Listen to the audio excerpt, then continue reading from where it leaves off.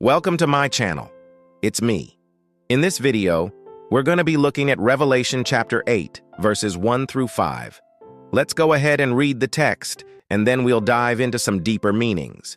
And when he had opened the seventh seal, there was silence in heaven about the space of half an hour. And I saw the 7 angels which stood before God, and to them were given 7 trumpets. And another angel came and stood at the altar, having a golden censer, and there was given unto him much incense, that he should offer it with the prayers of all saints upon the golden altar which was before the throne.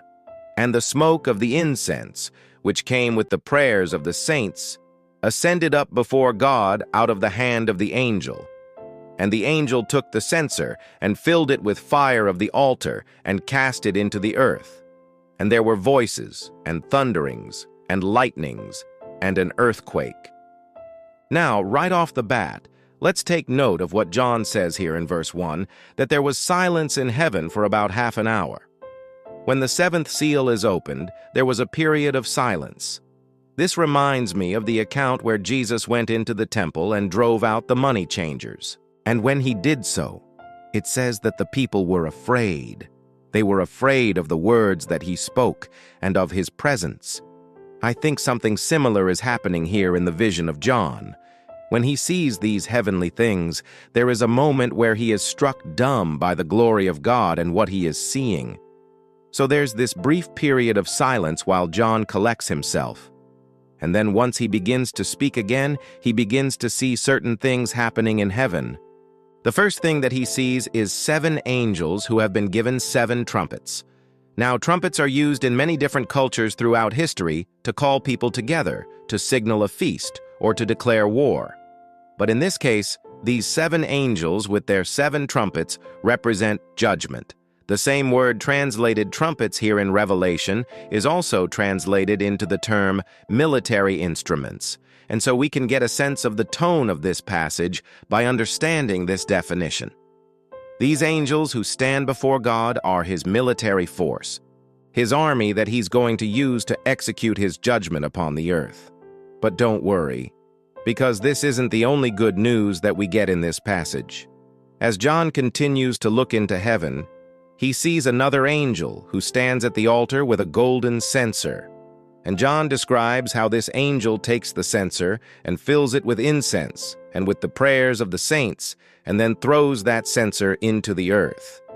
First, let's talk about what a censer is. A censer is basically a bowl that has a perforated bottom, and it would be used typically to burn incense. And so here we have this angel who stands at the altar with a golden censer. Now, the prayers of the saints are being described as incense. Now, why would the Bible say that prayers are incense? Well, the reason is because the prayers of the saints have power. The Bible tells us in Psalm chapter 141, verse 2, that the prayers of righteous people, that they are his acceptable offering.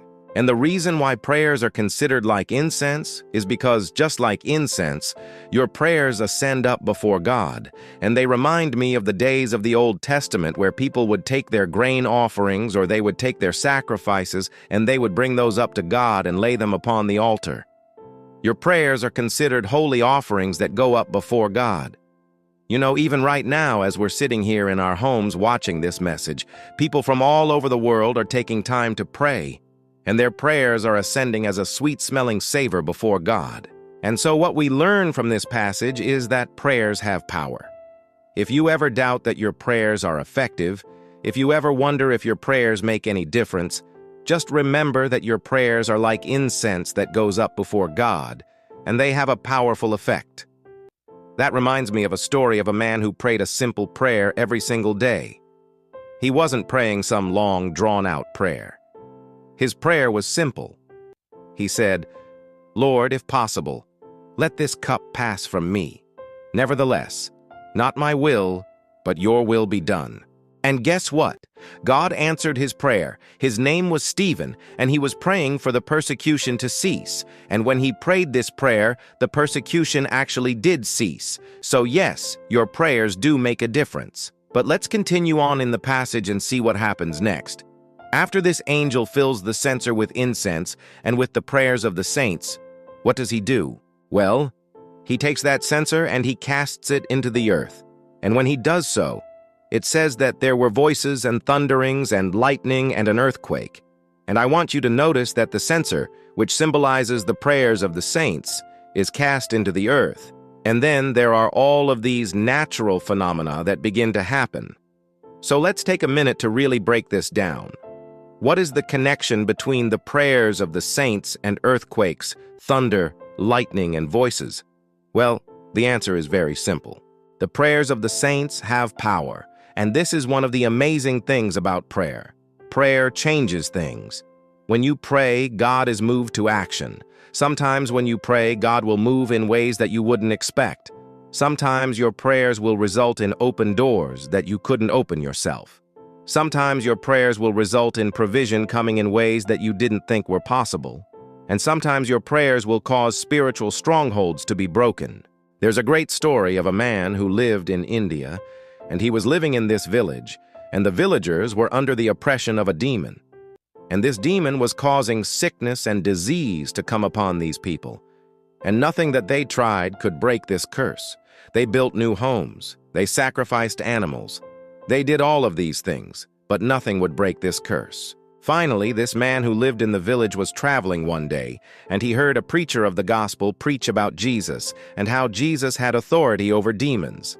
And he placed his faith in Jesus, and after he prayed, immediately he felt the demon leave him. And when the demon left, all of the sickness and all of the disease lifted from him. And when he returned to his village and told them what had happened, the entire village began to believe, and they too experienced the power of prayer and deliverance. Prayer changes things. When you pray, things happen in the spirit realm. Now notice too that this censer, which is full of the prayers of the saints, is cast into the earth, and it lands in the earth. It doesn't land on the people, it doesn't land on the places. It lands in the earth. And I want you to notice that the word earth here is not the word earth capitalized, which refers to the planet we live on. Instead, the word earth here is the word earth without the capital letter, and it refers to the ground, it refers to the soil, it refers to the dirt. And when the prayers of the saints are cast into the ground, when those prayers hit the dirt, that's when the supernatural activity begins to happen. And I want you to imagine in your mind right now the scene that's happening here. Here's this angel, and he's standing in heaven, and he takes the censer, and he releases these prayers of the saints, and it comes down and hits the dirt, and there's a rumble and the earth shakes, and there are thunderings and lightning, and I want you to get a sense of the power that is released when the prayers of the saints are released. And when you pray, when you take your prayers and you release them, never underestimate the power that's being released. You may not see the results of your prayer, but I want to encourage you to continue to keep praying. You see, John isn't finished yet. He's going to continue to look into heaven, and he's going to see more things. But he's going to see 7 angels with 7 trumpets. And each of these angels is going to play a role in pronouncing judgment on the earth. And each of these angels will announce a woe upon the earth. And as each of these angels plays their trumpet, something terrible is going to happen on the earth. But you know what? We have hope. We have hope because Jesus has paid the price for our sins. We have hope because he rose from the dead. And we have hope because he sits at the right hand of God interceding for us. And so, although these angels are sounding their trumpets and pronouncing woes upon the earth, there is hope for us because Jesus is our advocate. So let's take a look at all the passages at once before we go. 1. And when he had opened the 7th seal, there was silence in heaven about the space of half an hour. 2. And I saw the 7 angels which stood before God, and to them were given 7 trumpets. 3. And another angel came and stood at the altar, having a golden censer, and there was given unto him much incense, that he should offer it with the prayers of all saints upon the golden altar which was before the throne. 4. And the smoke of the incense, which came with the prayers of the saints, ascended up before God out of the angel's hand. 5. And the angel took the censer, and filled it with fire of the altar, and cast it into the earth. and there were voices, and thunderings, and lightnings, and an earthquake. I hope this video gave you an encouraging word, and I hope it helped you to see the power that is in your prayers. And if it did, don't forget to subscribe. And until next time, walk good.